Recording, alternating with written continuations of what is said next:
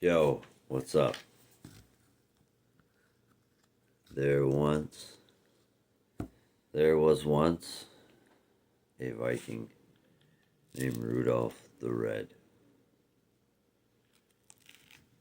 One day, Rudolph the Red said, "It's going to rain."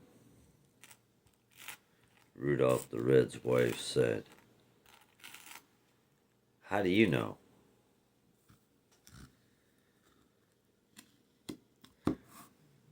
And Rudolph the Red knows the reindeer.